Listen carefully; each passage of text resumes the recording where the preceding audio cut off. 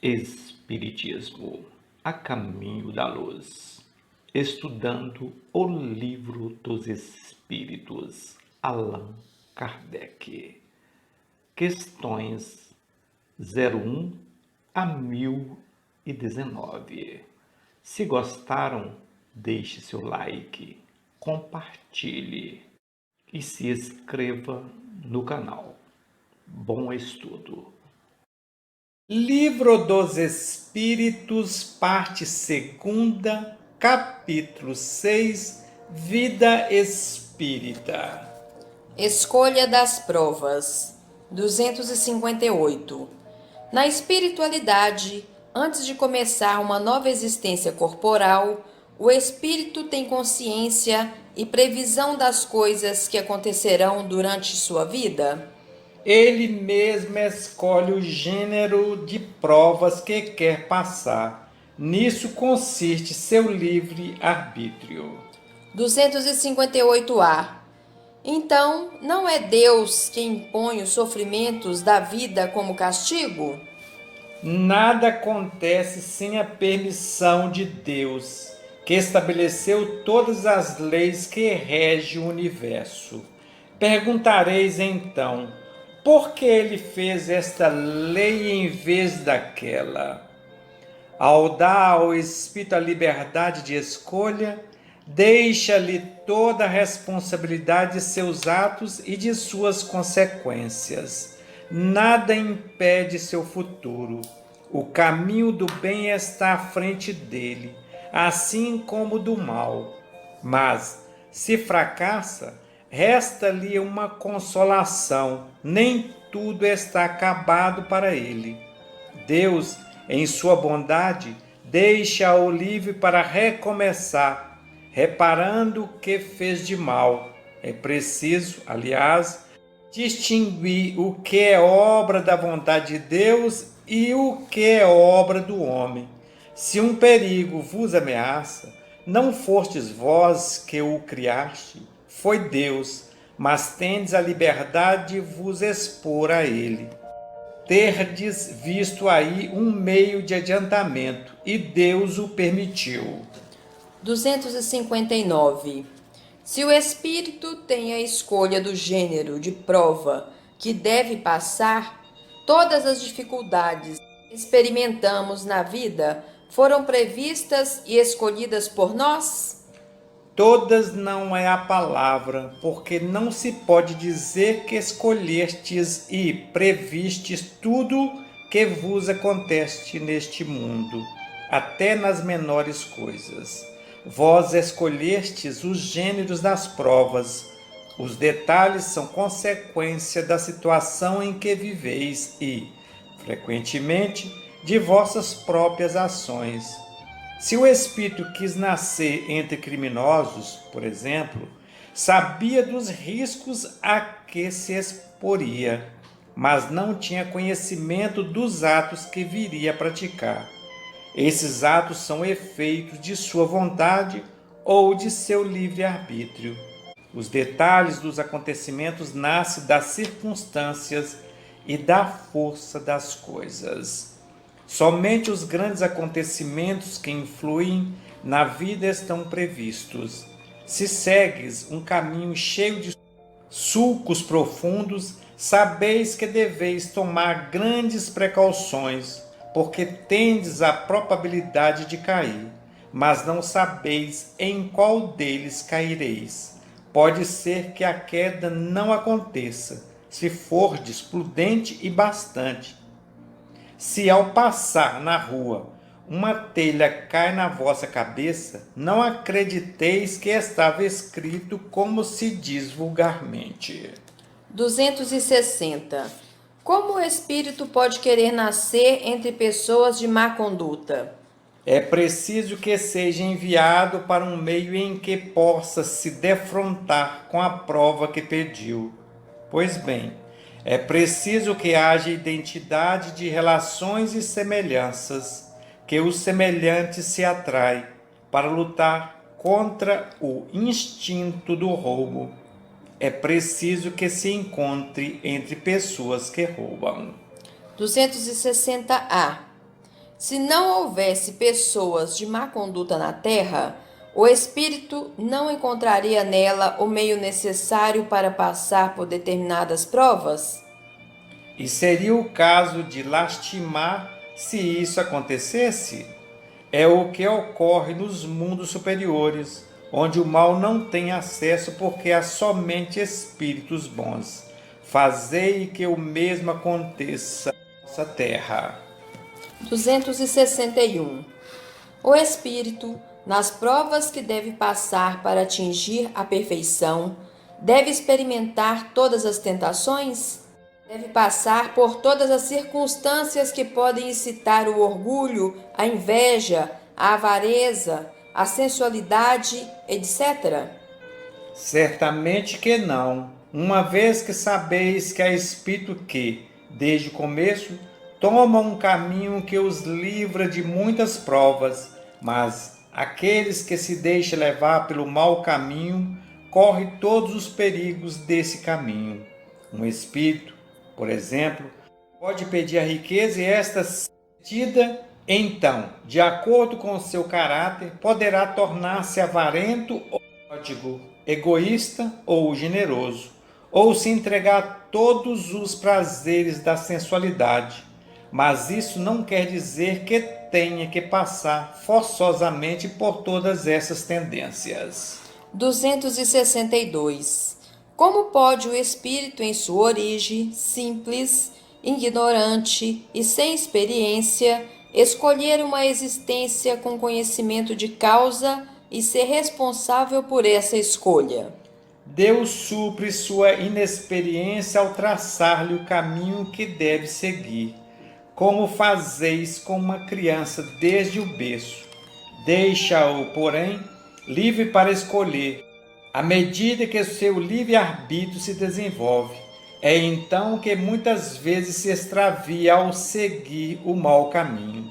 Se não escuta os conselhos dos bons espíritos, é o que se pode chamar a queda do homem. 262A. Quando o espírito usa seu livre-arbítrio, a escolha da existência corporal depende sempre de sua vontade? Ou essa existência pode ser imposta pela vontade de Deus como expiação? Deus sabe esperar, não apressa a expiação.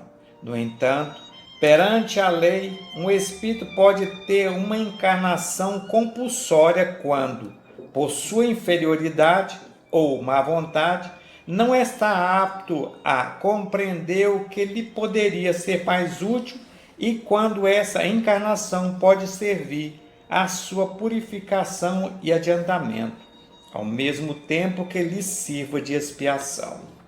263.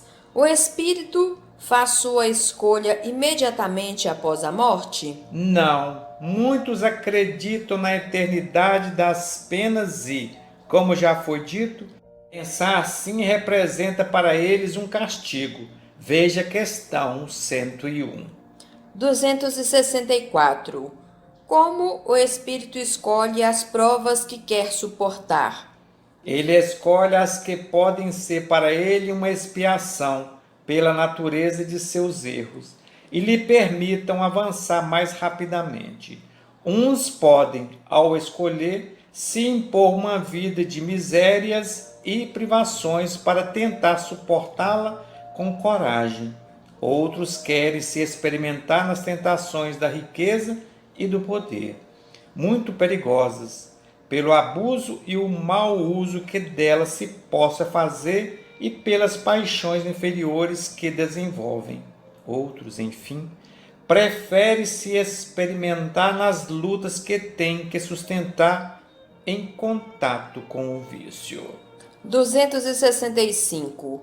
Se alguns espíritos escolhem o contato com o vício, prova, há aqueles que o escolhem por simpatia e desejo de viver no meio conforme seu gosto, ou para se entregar completamente às tendências materiais? Sem dúvida, mas só faz essa escolha os que têm o senso moral ainda pouco desenvolvido. A provação está em viver a escolha que fizeram e a sofrer por longo tempo. Cedo ou tarde compreenderão que a satisfação das paixões brutais traz consequências deploráveis e o sofrimento lhes parecerá eterno. Poderão permanecer nesse estado até que se tornem conscientes da falta em que incorreram. E então eles mesmos pedem a Deus para resgatá-las em provas libertadoras. 266. Não parece natural escolher as provas menos dolorosas? Para vós, sim, para o espírito, não. Quando se está liberto da matéria, a ilusão cessa e a forma de pensar é outra. 267. O espírito pode escolher suas provas quando já encarnado? Seu desejo pode ter influência, dependendo da intenção com que as deseja. Mas, como espírito, vê frequentemente as coisas muito diferentes. É apenas o espírito que faz a escolha. Mas, afirmamos mais uma vez, é possível. Ele pode fazê-la na vida material, porque para o espírito há sempre momento em que fica independente da matéria que habita. 267A. Muitas pessoas desejam poder e riqueza. Não é certamente como expiação ou como prova? Sem dúvida, é o instinto material que as deseja para delas desfrutar. Já o espírito as deseja para conhecer todas as alternativas que elas oferecem. 268.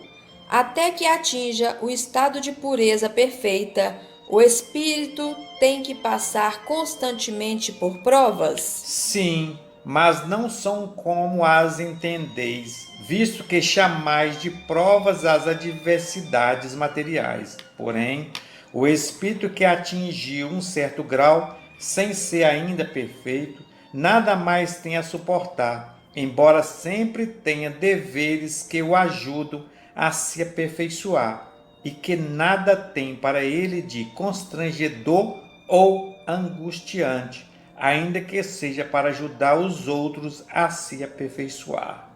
269. O espírito pode se enganar sobre a eficácia da prova que escolheu? Ele pode escolher uma que esteja acima de suas forças e então fracassar. Pode também escolher algumas que não lhe dê muito proveito, que resulte numa vida ociosa e inútil. Mas então, uma vez de volta ao mundo dos espíritos, percebe que nada ganhou e pede para reparar o tempo perdido numa outra encarnação. 270. A que se devem as vocações de certas pessoas e seu desejo de seguir uma carreira em vez de outra? Parece-me que vós mesmos podeis responder essa questão. Não é a consequência de tudo o que dissemos sobre a escolha das provas e o progresso realizado nas existências anteriores? 271. Ainda na espiritualidade, o espírito, ao estudar as diversas condições em que poderá progredir, pensa poder fazê-lo ao nascer, por exemplo, entre os povos canibais. Espíritos já avançados não nascem entre canibais. Entre eles nasce espírito com a natureza dos canibais, ou que lhes são até inferiores. 272. Espíritos vindos de um mundo inferior à Terra ou de um povo muito atrasado, como os canibais, por exemplo, poderiam nascer entre os povos civilizados? Sim, aos que se desencaminham ao querer subir muito alto, ficam desajustados entre vós, porque possuem costumes e instintos que não se afinam com os vossos. 273.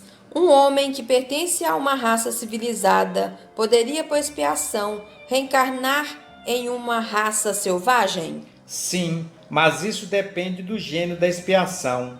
Um senhor que tenha sido cruel com seus escravos poderá tornar-se escravo por sua vez e sofrer os maus tratos que fez os outros suportar. Aquele que um dia comandou, poderá, em uma nova existência, obedecer até mesmo àqueles que se curvaram à sua vontade.